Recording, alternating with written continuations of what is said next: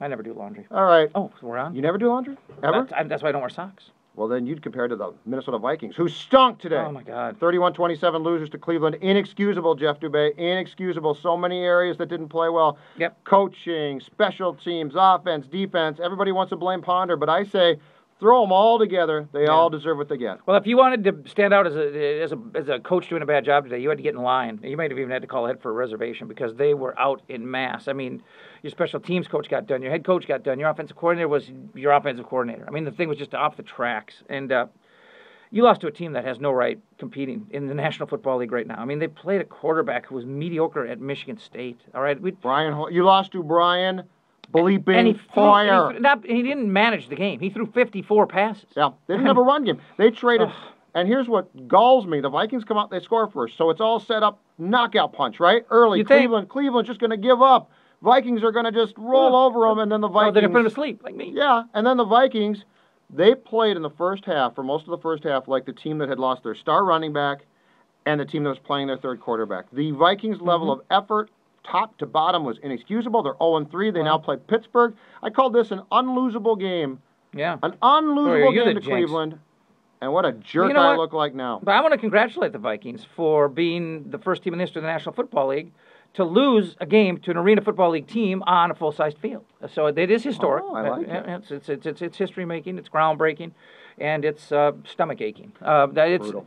The season couldn't be more over 3 weeks in, and I never write a season off that early. I think there's so much overreaction to what happens early in an NFL season, but you can't react enough to this. I mean, 0-3 and a loss at home to the Browns. I mean, it is over. Well, and I think part of the problem, and I get it, Vikings Vent Line, which we do right after games, 1500 ESPN, people are calling about Ponder, and they're all upset about Ponder. Yeah. But once again, I think we said this last week too, to just look at Christian Ponder is to lose sight of the fact that there are a ton of issues with this team. This is a bit myopic. I mean, Christian Ponder is not the solution to quarterback. We all know he's not their quarterback. He's not the long-term answer. I'm not sure he would have been Cleveland's solution, to be honest with you. Yeah, and he's not. He's just not. But come on. Let's also look at a secondary that now has Chris Cook hurt. He cannot stay healthy. Jamarcus Sanford's hurt. A.J. Jefferson's hurt. It doesn't matter that much.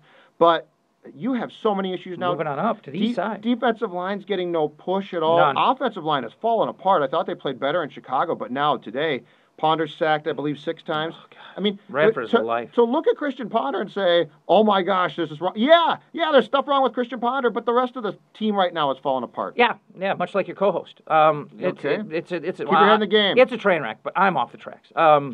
This has just worn me out. Watching the Vikings lose to the Cleveland Browns has put my tank on empty. But you aren't that upset by it.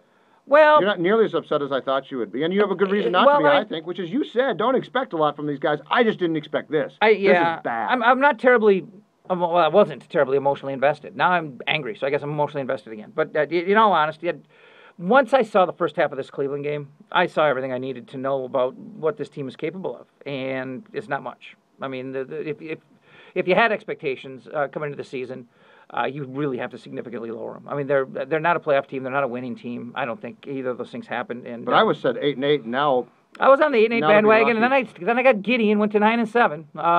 My old partner rubbing off on me once in a while. Yeah, It still pops in there. Bunnies and duckies. Well, if you want to put Duckies me first, and bunnies? or whatever. I don't remember who was who, to be honest with you. But by